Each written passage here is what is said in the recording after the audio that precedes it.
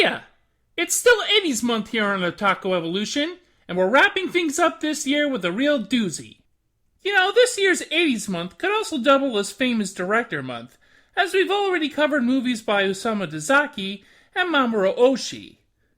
And you don't get much more famous than the director of this video's subject, as Nausicaä the Valley of Wind was created by Hayao Miyazaki himself.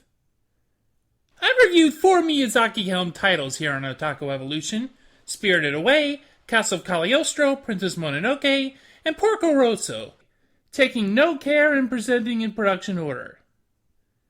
And besides their imaginative worlds and narratives, I've always been sure to note the meticulous craftsmanship of each feature, because that's how I think of Miyazaki, both an artist and craftsman, an artisan.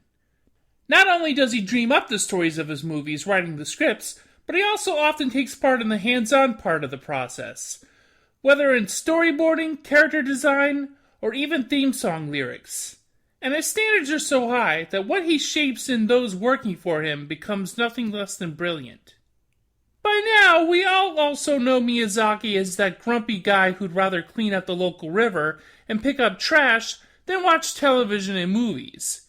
He doesn't think highly of AI-guided animation, gun otaku, or tablets. The man is too busy drawing by hand, writing physical letters, and observing nature. He's a cantankerous sort who never even made time for parenting. Let's just say the man is no Uncle Walt, but then even Uncle Walt was no Uncle Walt. But the man is here to make films, not friends, damn it. And do so he has, with as much vigor as he has a critical eye on humanity. 40になったばかりの頃だったと思いますが、スタジオの仕事がなかなか決まらなくて、それで時間を持て余している時に漫画を描かないかという誘いがありまして、漫画を描きました。それがナウシカですけども。In the early 1980s, Studio Ghibli, the studio with which Miyazaki has produced most of his movies, didn't exist. Miyazaki was working with Tokyo Movie Shinsha, or TMS, when he was approached by Tokuma Shoten, publisher of Animage magazine, to make a manga.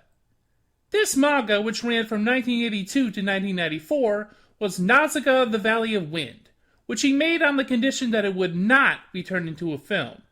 Nausicaä, the central character, was named in pattern after the figure of the same name in Homer's Odyssey, as well as the main character in a 12th century Japanese story, the princess who loves insects, who preferred studying insects instead of keeping up appearances.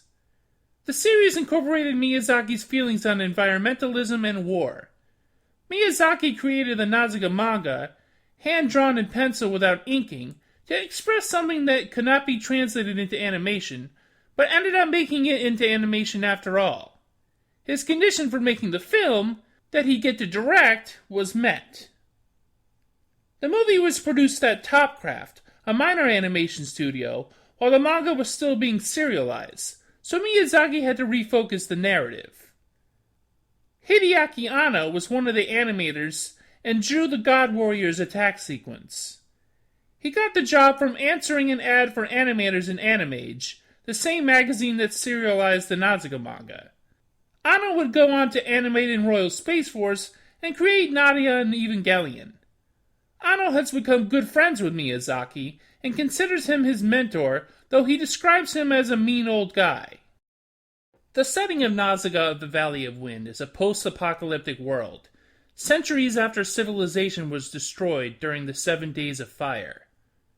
A toxic jungle spreads over the planet, full of enormous mutant insects that attack the people. Scant countries vie for what power is left to control. But the people in the Valley of the Wind live a mostly peaceful life, shielded from the poisonous clouds of spores and the rampaging Ohm creatures by the wind from the sea. But all that changed when the Fire Nation, Tolmekia, attacked. Wanting to retrieve an ancient bioweapon that crashed into the valley on one of their airships, Tolmekian forces raid the valley, murder its king, and round up its people to demand they join forces. This doesn't sit well with the people, to say the least. Especially not Nausicaä, the king's daughter, when she's told that the Tolmekians plan on burning the toxic jungle. This would only enrage the Ohm further, and not even guarantee the destruction of the forest. But the people of the valley have little choice but to go along with Princess Kushana's plan.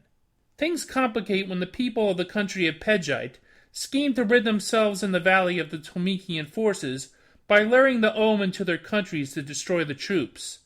This would also cause the destruction of the valley, so Nausicaä is desperate to stop this, and gets help in the form of Asbel, the Prince of Pejite. But will she make it in time to prevent the waves of stampeding Ohm from destroying the valley? It's a race against time and a fight against inhumanity, as Nausicaä seeks to maintain balance between humans and nature. Ohm, please forgive us for disturbing your nest. We're very sorry. We are not your enemies. We mean you no harm. In 1985, Nausicaä was given a theatrical release in America by Manson International and New World Pictures. However, this was not Miyazaki's Nausicaä as intended. This release, entitled Warriors of the Wind, was a heavily edited English-language reversioning of the movie that toned down the environmentalist theme and emphasized the action elements. It was a slapdash production. The voice actors didn't even know what they were voicing when they were in the booth. Miyazaki was not amused by the treatment of his work, and from then on insisted no edits of his work for foreign releases. Eventually, Nausicaä was given a faithful release with a more accurate English version, starring the likes of Patrick Stewart and Uma Thurman.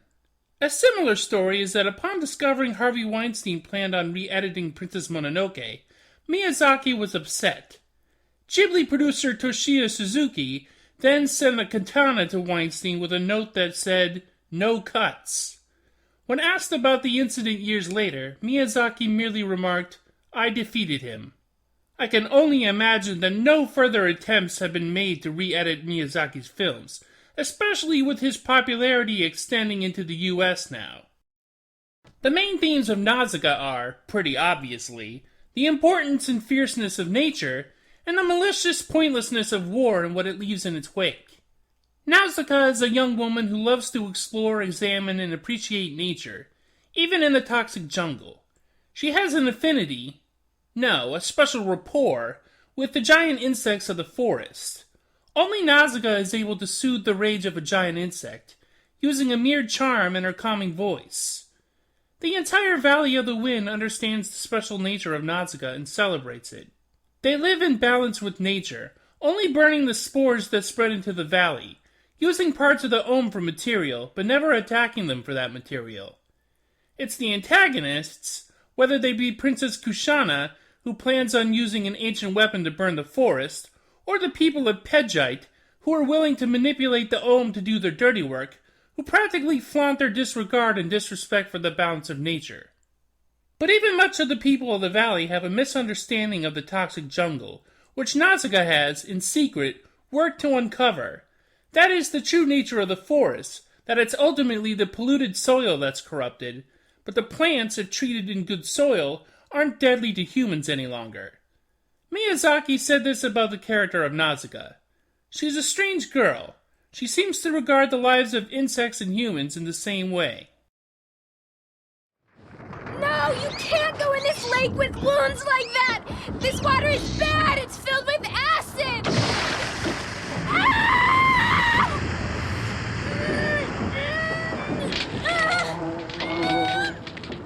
Nausicaä, and the valley by extension, becomes embroiled in the power struggle between two warring nations, Tolmekia and Pejite. The Tolmekians are clearly power-hungry, and no matter Kushana's excuse of protecting people from the toxic jungle and the Ohm, the god-warrior weapon she's after is clearly a weapon of such distinction that it would give her country an overwhelming advantage over any other. And the Pejite people are so desperate to defeat the Tolmekians, they're willing to destroy their own cities and the civilization of others just to do so. While the Tolmekians begin the movie as the main antagonists, the Pejitians become a contender towards the end with their terrible scheme to lure the Ohm into the valley. But we see that, at least in the case of Pejite, there are people that are normally good and rational that have been pushed to the brink by warfare, as some ask for Nausicaä's forgiveness as they assist her to escape captivity. I can't just leave you like this, or your mother, or the girl who took my place in the cell. You need all the help you can get. You have to save the people of the valley. Please, go or my people will never forgive themselves. Ultimately, neither side of the war quite knows what it's getting into by playing with nature as they do. Kushana becomes overly confident that the God Warrior will prove unstoppable. The Pejites think the rampaging Ohm will solve all their problems. In the end, it's nature that holds the strongest cards, and it's only an act of sacrifice on Nausicaä's part that brings forgiveness, gratitude, and rebirth to the balance of things. Look! Over there!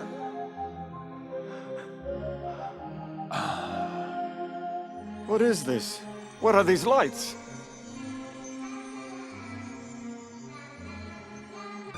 One of the elements that attracts me to the film is the use of color, both in motifs and contrast. For instance, the colors blue, red, and gold. Nausicaä is, for the majority of the film, garbed in blue, the same color as most of the toxic jungle. The Ohm shell at the beginning of the film is a translucent blue. And of course the sky, where Nausicaä spends a lot of time, is blue as well through most of the movie, even during aerial combat. But most of all, the Ohm's eyes are blue when they are placid, like Nausicaä normally is. However, when the insect's eyes are red, it shows their rage. In the final act of the film, Nausicaä wears the pink, faded red, dress offered to her to trade places as she scrambles back to the valley to warn the people of the stampede. But that dress is stained blue with the blood of the baby Ohm Nausicaä is desperate to save. The color gold is associated with wealth and status, and Kushana's armor is gold. But it's also the color of the Ohm's feelers, and the color of Nausicaä's dreams and visions. By the end of the film, Kushana is left with little of her armor remaining, while the Ohm create the illusion of a field of gold when they uplift and restore Nausicaä, showing that her claim to royalty is justified by her compassion. I'm glad you're okay. Thank you. Thank you. Another aspect I appreciate is the aforementioned aerial combat scenes. The movie is filled with lovingly detailed aircraft and thrilling air maneuvering, starting with Asbel's attack on the Tolmekian airships carrying the hostages. Most of the fighting is restricted to the Tolmekians and the Pejitians, however, as even though she spends time in a gunship, Nausicaä never fires a shot, preferring her weaponless glider, true to her largely pacifistic nature. There's a scene where she maneuvers the gunship alongside a crashing aircraft, carrying some old men from her village, who are contemplating jumping to their death rather than deal with the insects of the forest. Nausicaä removes her mask to break them out of their temporary madness, and gets them to listen to her to safely land. This is one of my favorite scenes. Listen, please! Dump your cargo and glide down with us! You'll be just fine! We'll do whatever you say! Just put your mask on! Do it now, please! One of my favorite characters in the movie is the master swordsman Yupa, who only ever tries to stop combat before it escalates. He is so well known, however, that he becomes an attractive target to the Tolmekians. Despite being known for his combat skills, he does very little fighting, owing to his wisdom, which Nausicaä relies on at times. I only wish they had given Yupa more to do in the finale of the movie, where he mostly just watches things unfold. As mentioned earlier, Hideaki Anno did the animation for the God Warrior scene, a very memorable, if brief, part of the film. The huge monster is hatched before it's fully formed, so even as it unleashes its destructive capabilities, it's falling apart in such a way that it looks like it's melting. Anno's attention to detail would serve well in the explosion effects in the Wings of Uneames later on. The movie isn't perfect, however. For one, the soundtrack is all over the place. This was Joe Hisaishi's first collaboration with Miyazaki, and I don't think he quite had his sound yet. There are some sweeping instrumental pieces here, but they're mixed in with a lot of synthesizer tracks in the score, and those tracks are, well, they're a mixed bag. They're very, very dated, for one thing. They make the movie sound like an old video game, which is not necessarily a bad thing, but it just feels off when you consider the rest of the music. This is my least favorite Hisaishi score, by far. Then there's Asbel. Asbel is a pretty pointless character, really. He's definitely supposed to be a look into the Pejite experience. It's through him that Nausicaä comes to know the Pejite people, but on his own, he's pretty dull and has nothing to contribute to most of the story after a certain point. I feel like a lot of what Asbel does could have been done by any random unnamed Pejite, and he has no real arc. And there's just this sense of superficiality to the characters and situations. It makes me think the reason why I feel that way is because I've read a bit of the manga, and it's so much more fleshed out. It's a curse when watching the movie, because you can't help but compare the two different versions. Nausicaä herself is a little watered down for the movie, and we barely get to know Kushana. But I suppose for the length of the movie, we get to know about as much as we actually need for the movie to work. At least more than we know about Asbel. It's just that the ending leaves so many dangling threads, it's a little ridiculous. After everything happens, Kushana and the Tolmekians just pack up and go home? And the Pejitians are just forgiven and live in the valley? The king of the valley's murder goes completely unavenged or even addressed? What about the Tolmekians' plans for the forest? They just gave up on them? And are the Pejitians no longer at war with Tolmekia? What happens to Nausicaä now that she's fulfilled the prophecy? Miyazaki himself said that he had to write an ending that wrapped up what he could. ただ映画の終わりにそういうカタルシスがあったことは事実ですが、できるだけカタルシスのない映画を作ろうとその後いろいろ努力してるもんですから、そういうつまり一番楽観的に見えるのかもしれません。ナウシカという映画の袋を閉じるためにああいう形にせざるを得なかったんです。Nausicaa's spiritual successor, Princess Mononoke, works on a few more levels than it does. But as it is, Nausicaä is still a fairly solid film, and has that Miyazaki craftsmanship you can always count on. You can get it on Blu-ray from G-Kids. Well, that wraps up 80s month for this year. I always enjoyed doing this theme month. Maybe it'll return again next year, too. Until then, later days and better lays, my most righteous dweebs and betties. See ya! You plan to burn down the jungle, but we've learned to use fire only in small amounts. That's right. Too much fire gives birth to nothing. Fire can reduce a forest to ashes in a day, while it takes the water and the wind 100 years to grow one anew. We prefer the ways of the water and the wind.